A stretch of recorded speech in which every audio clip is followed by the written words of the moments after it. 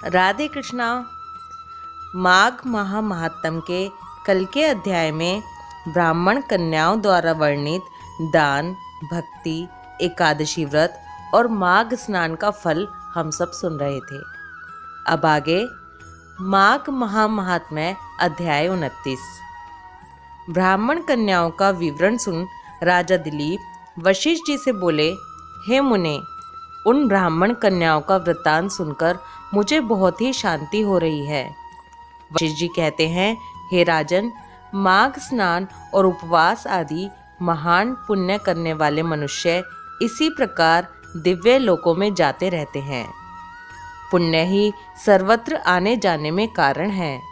पूर्व काल में विप्रवर पुष्कर भी यमलोक में गए थे और वहां बहुत से नारकीय जीवों को नरक से निकालकर फिर वही पूर्ववत अपने घर में रहने लगे।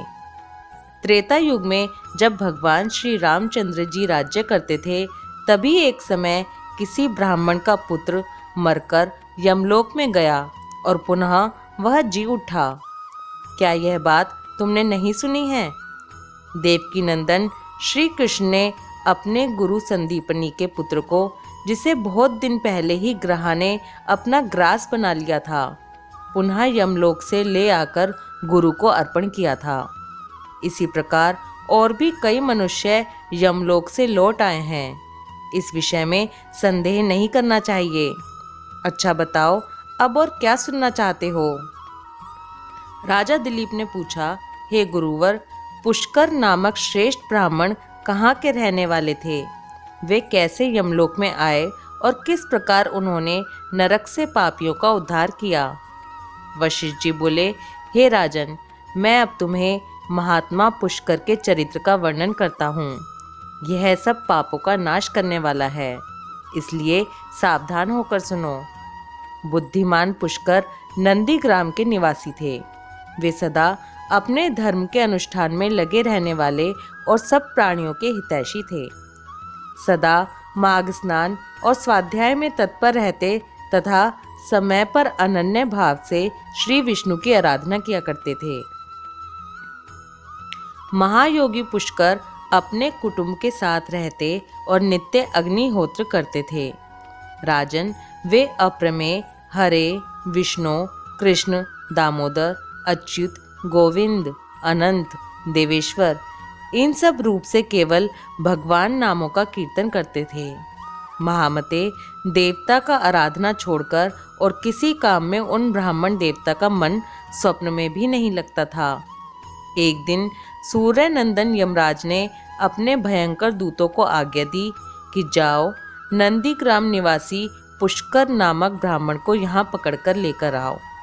यह आदेश सुनकर दूत यमराज के बताए हुए पुष्कर को न पहचानकर वे इन महात्मा पुष्कर को ही यमलोक में पकड़ लाए।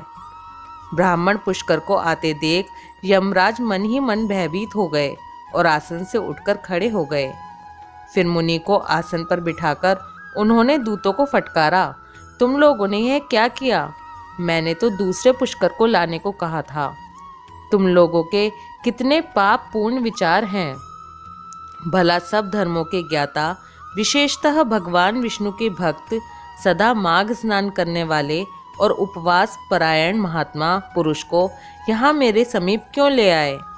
दूतों को इस प्रकार डांटकर प्रेतराज यमराज ने महात्मा पुष्कर से कहा, हे ब्राह्मण श्रेष्ठ, तुम्हारे पुत्र और स्त्री आदि सब बांधव बहुत व्याकुल हो रहे होंगे, सब बहुत रो रहे हैं, अतः तुम अभी जाओ।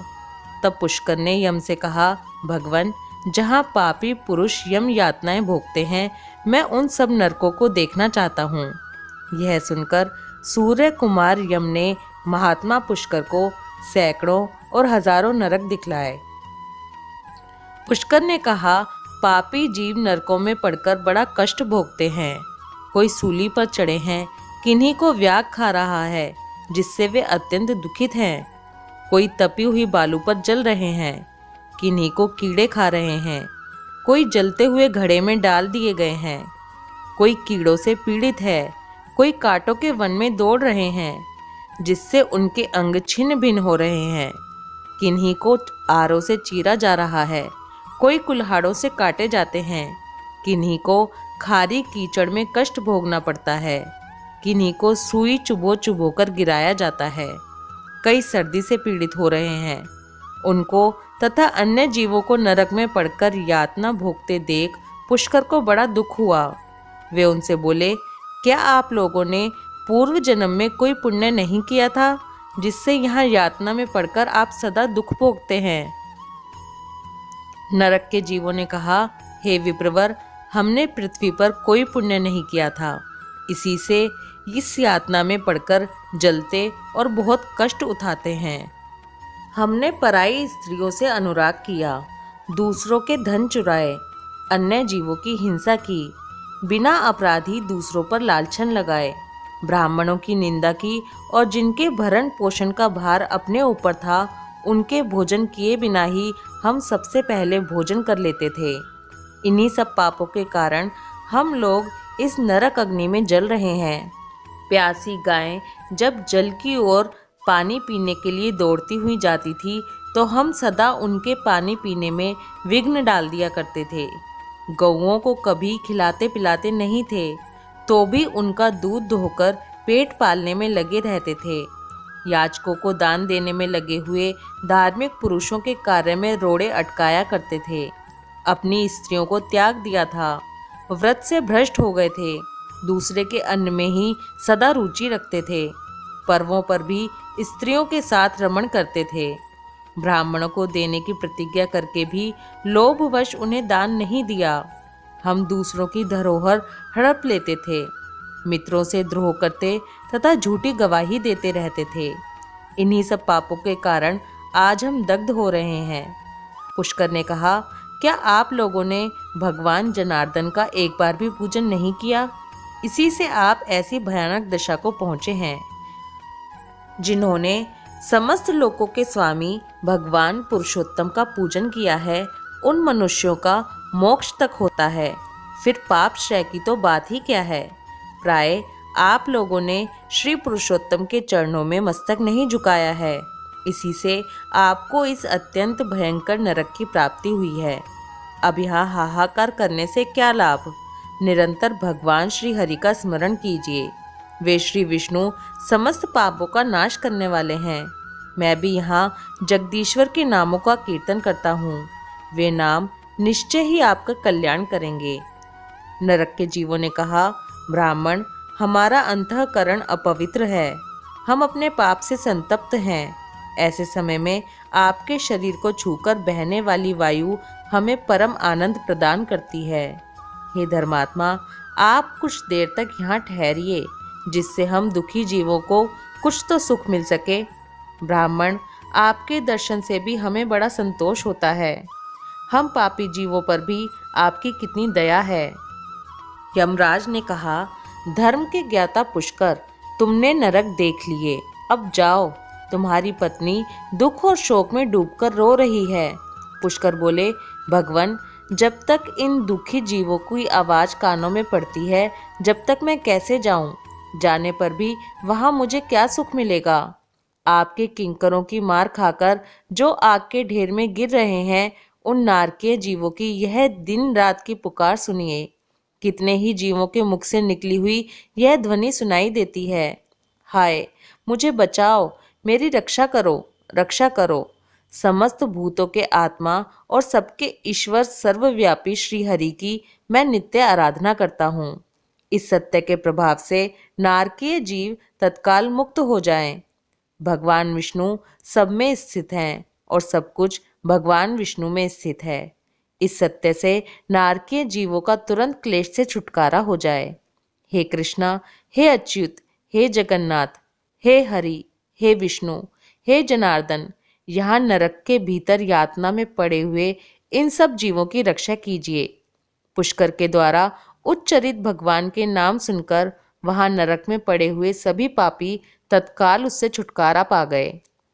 वे सब बड़ी प्रसन्नता के साथ पुष्कर से बोले, हे श्रेष्ठ ब्राह्मण, हम नरक से मुक्त हो गए, इससे संसार में आपकी अनुपम कीर्ति का विस्तार हो। यमराज को भी इस घटना से बड़ा विस्मय हुआ। वे पुष्कर के पास जा प्रसन्नचित होकर वरदान द्वारा उन्हें संतुष्ट करने लगे।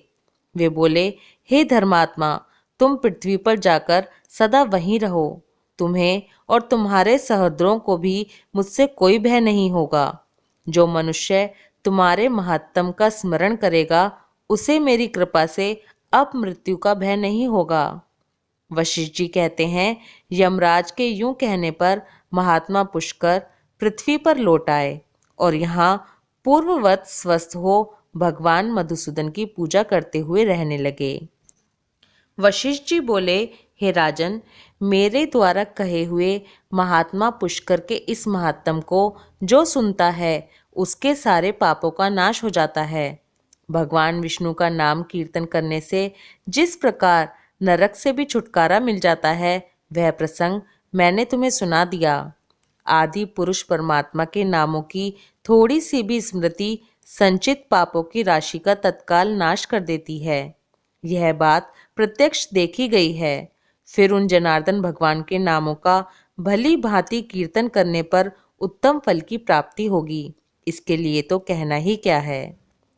माघ महात्म अध्याय 29 समाप्त। इस महात्म को जो भी ध्यानपूर्वक सुनता है उसे अकाल मृत्यु का भय नहीं रहता। इसलिए आज के इस अध्याय को बहुत ही ध्यान से सुने, ज़्यादा से ज़्यादा शेयर करें जिससे सभी लोग इसे सुन सकें। ओम नमो भगवते वासुदेवाय नमः। राधे कृष्णा।